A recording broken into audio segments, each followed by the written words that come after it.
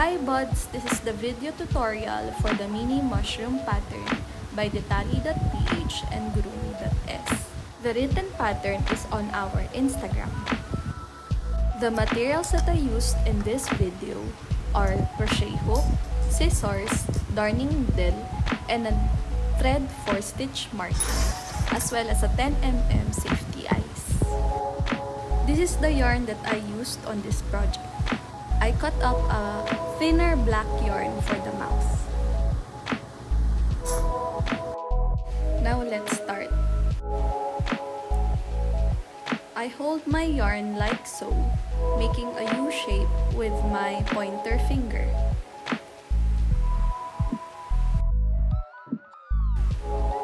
I hold it down with my other fingers, and then I get the working yarn and make a cross or an X backwards like so. And then I put my hook under the upper right side of the cross or the X, and then I hook the other side like so. Turn your work upwards and then hook the working yarn like so.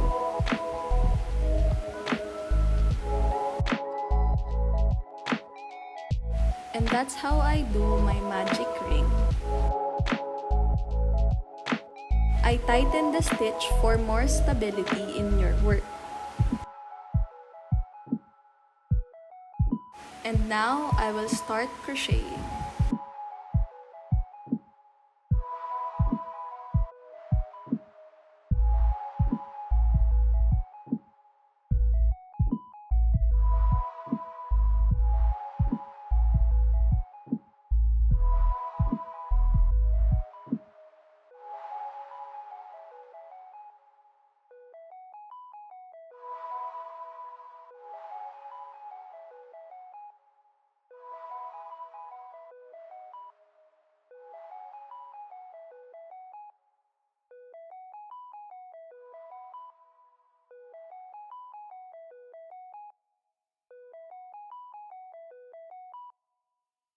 After completing 6 single crochet, I will now grab onto the free thread and pull it in order to create the magic circle. Adjust the stitches as needed. Now I am placing the thread that will serve as the stitch marker for this amigurumi project. I am placing it in between the first stitch that I made and the last stitch that I made. Round 1 is done. We'll now proceed to round 2.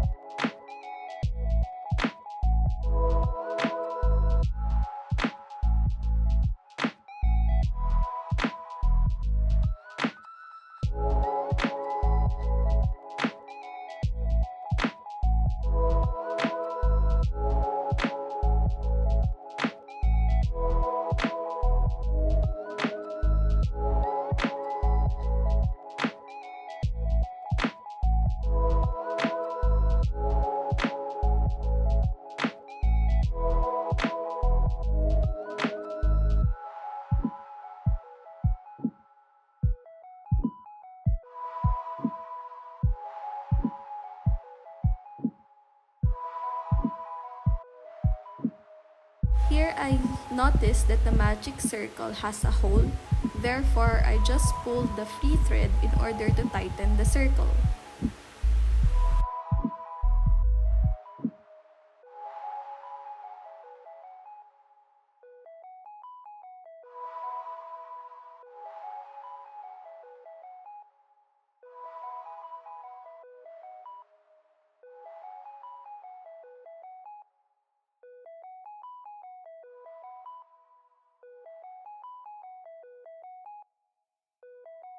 Second round is now done, so I will flip my stitch marker like so.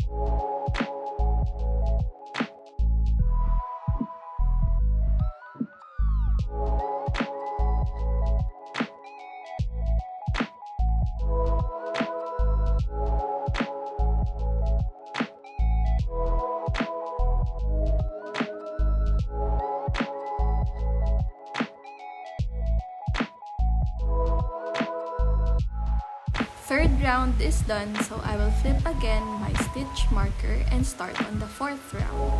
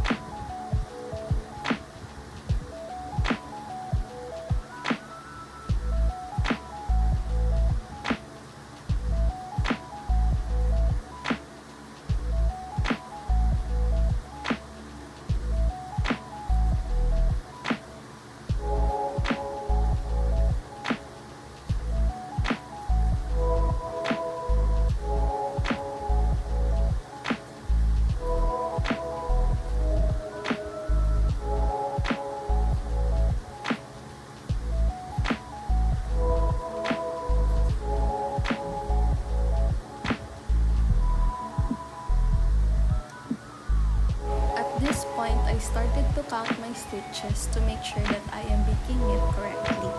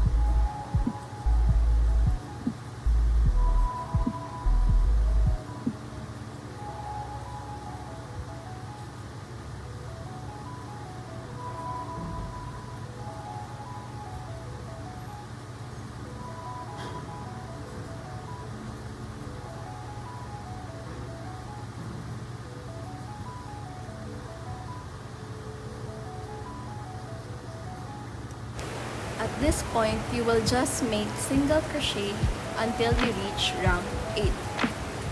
or we can call it 2 continuous single crochet rounds.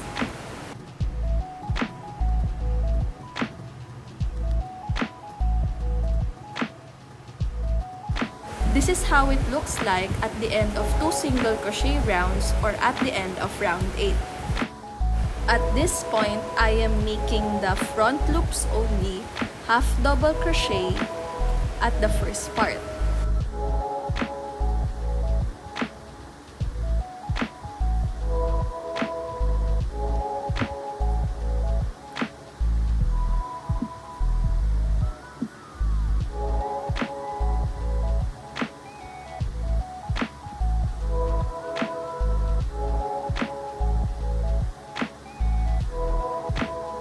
Remember to count your stitches.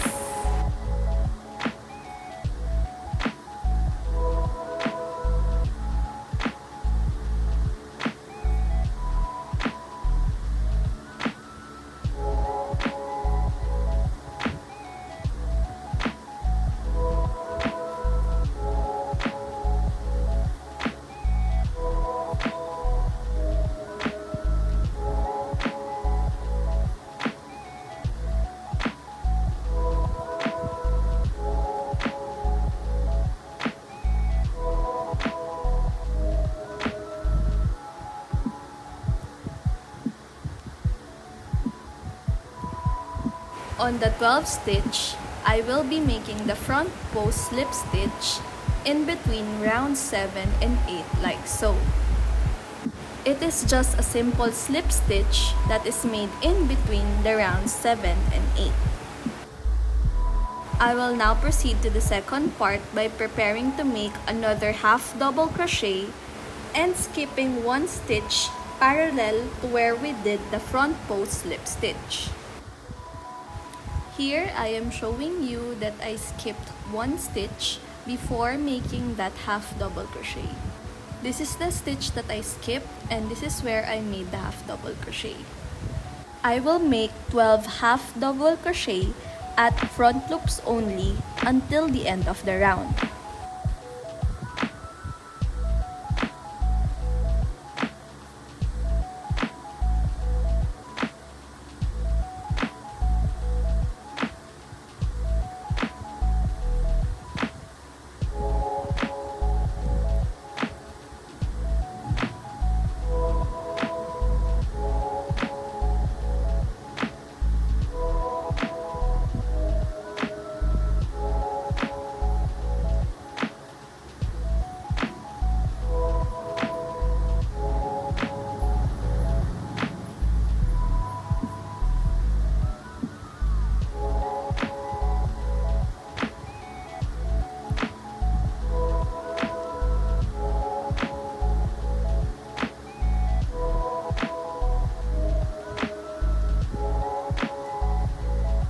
Now that I finished all the half double crochet, I turned my stitch marker and made a slip stitch at the first half double crochet of the round. This is where I made the chain 1 in order to achieve the height of the half double crochet. At this point, this is how it should look like. Right after this round, we will attach the safety eyes. When attaching the safety eyes, we must take note that we will attach it between round 7 and 8, and we will count 2 stitches away from the front post slip stitch, which is the X in this illustration.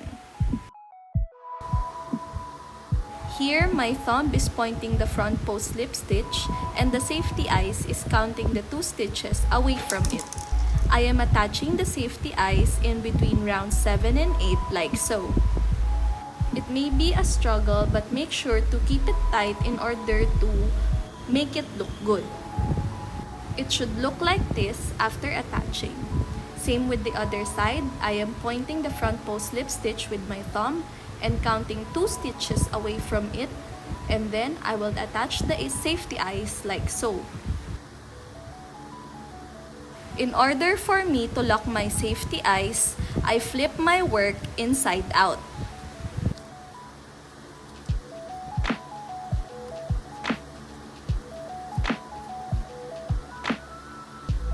After doing so, I can now lock my safety eyes in place.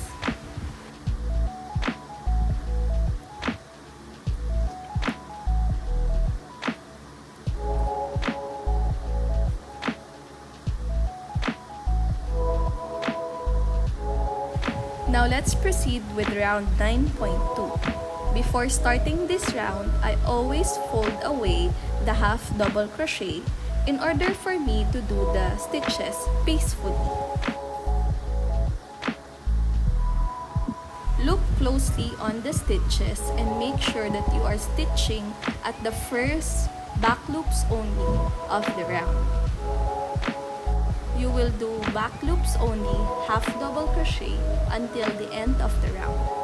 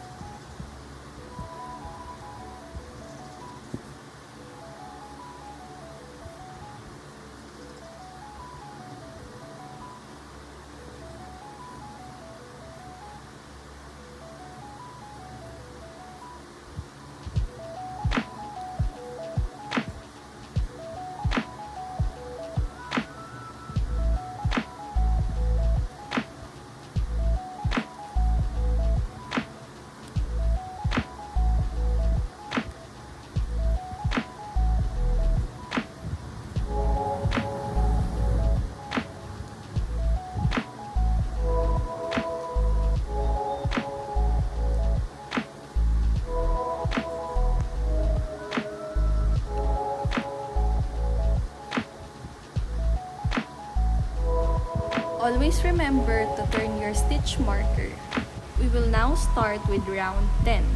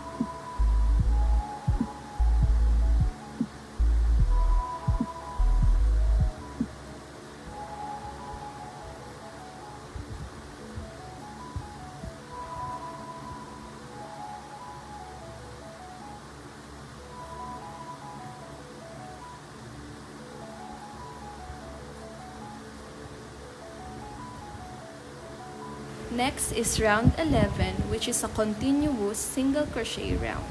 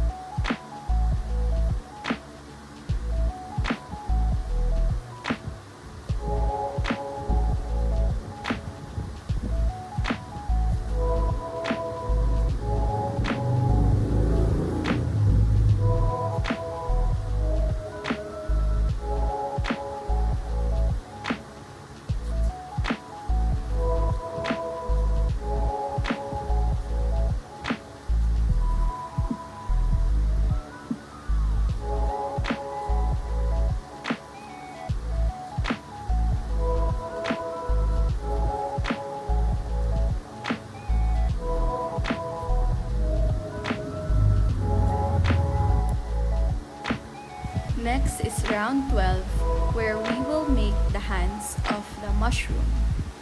Take note that I repeated round 12 because the hands did not align. With this, there is a second set of round 12 that I did in order to show you how to align the hands depending on the yarn tension and the materials used.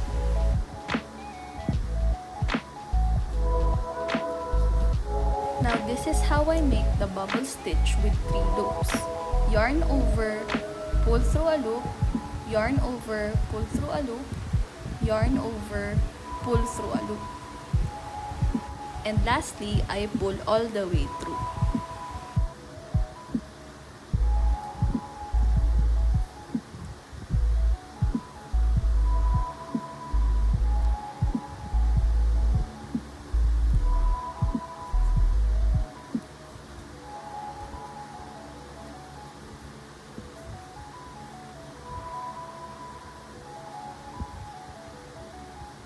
Again, this is how I make a bubble stitch.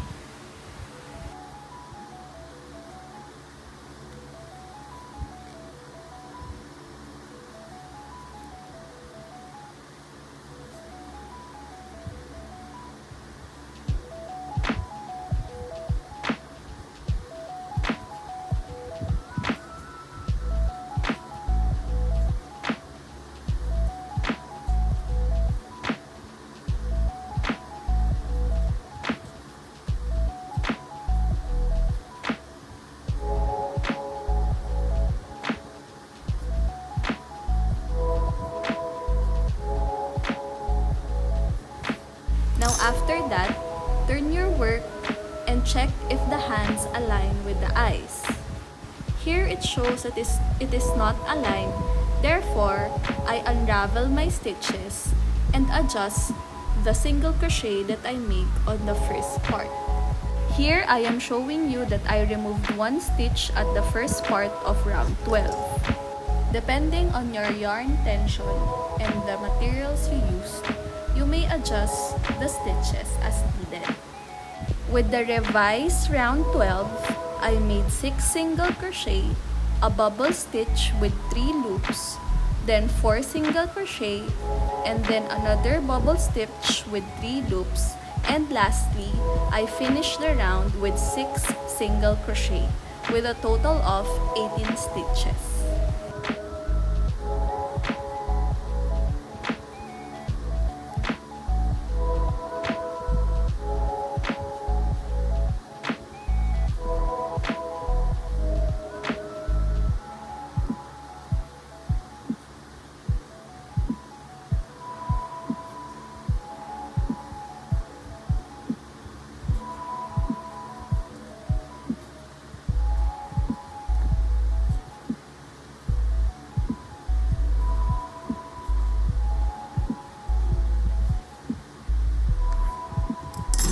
This is how it should look like after round 12. The eyes and the hands should align.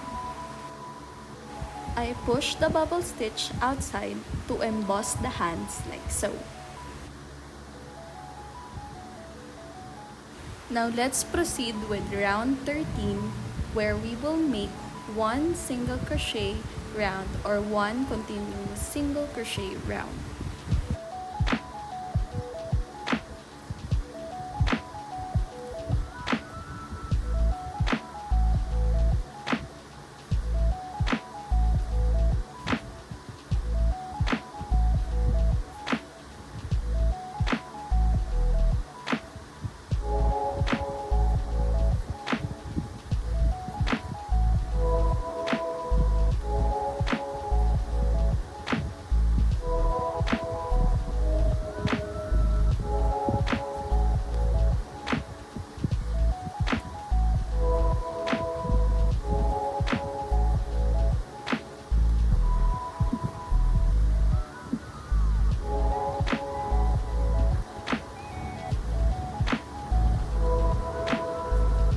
Always remember to flip your stitch marker.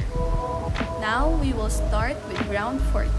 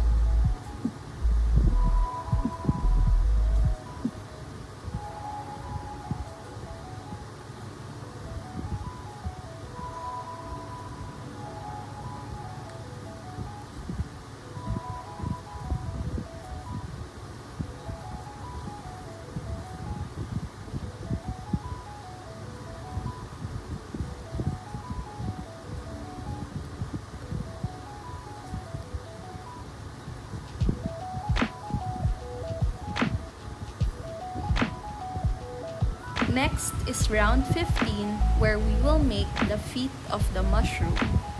Same thing that you did with the hands, you can adjust the stitches to make the feet wider than the hands.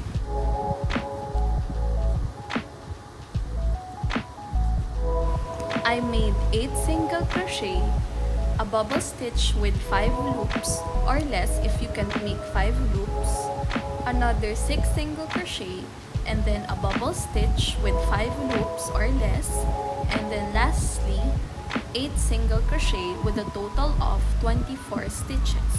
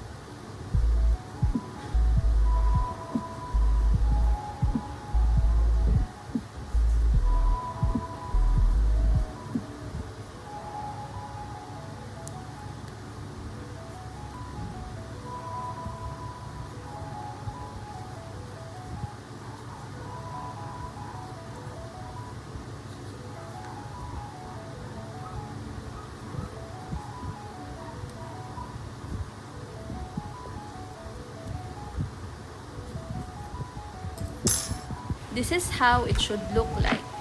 The hands and the feet should align like so, making the feet wider, and the hands aligned with the eyes.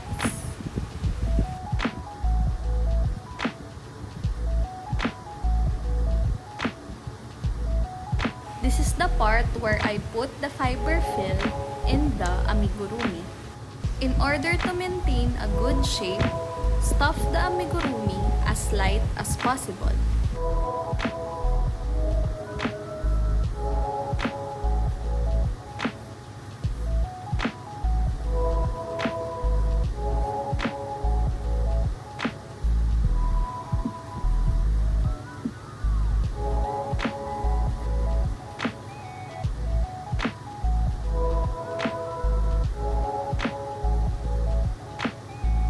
I fill my amigurumi up until this point only.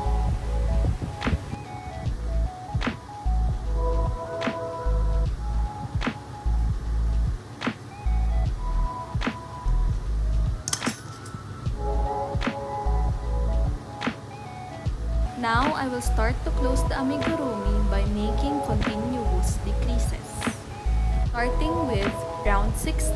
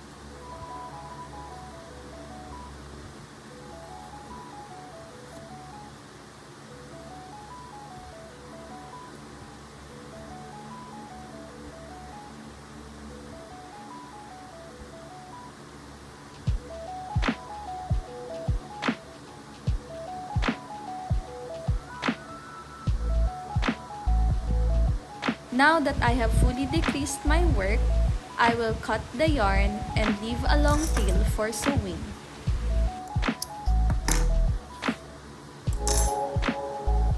This is how I remove my stitch marker.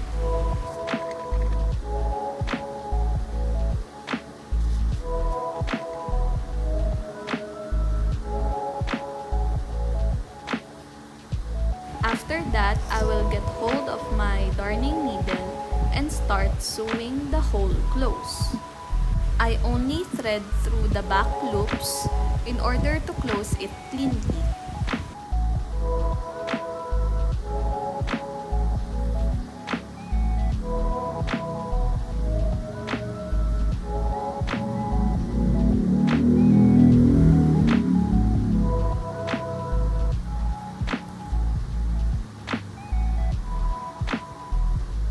After threading through all the back loops, I will now pull my yarn in order to close the hole. With that, I am now hiding my yarn like so, making sure that I poke my darning needle upwards in order to make a divot like this.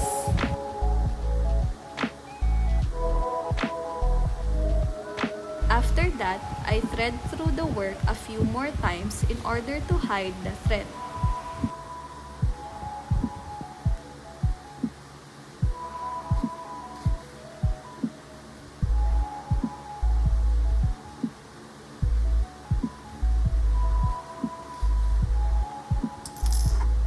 And after that, I cut it. And now, I will embroider the mouse by using the black thread and the darning needle.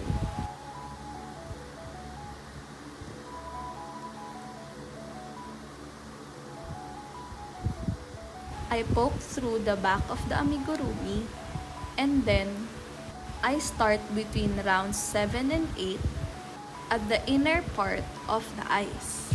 I stitch through 3 pieces or 3 stitches like so. And then I strike through where I entered as well.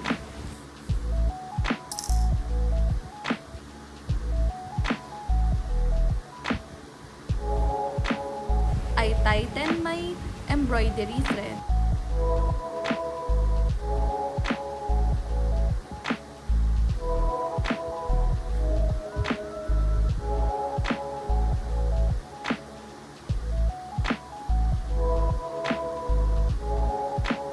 And now, I will make 2 knots to secure it in place.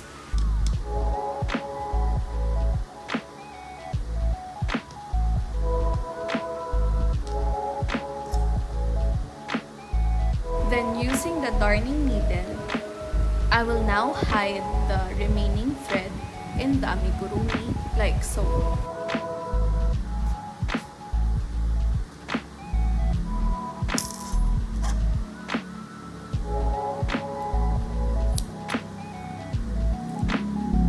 After doing all that, simply fluff your amigurumi work in order to adjust the shape.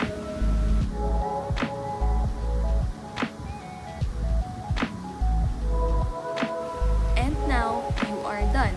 There is an extra step for those who are using cotton acrylic yarns. This is a technique I learned from TikTok. They use the red flame in the lighter and lightly burn your work in order to remove the fuss. After all of that step, you are now finished with your mini mushroom pattern. Again, the yellow one is made with 8-ply cotton acrylic yarn and the pink one is made with 5-ply cotton acrylic yarn. Thank you for using our pattern and remember to tag us!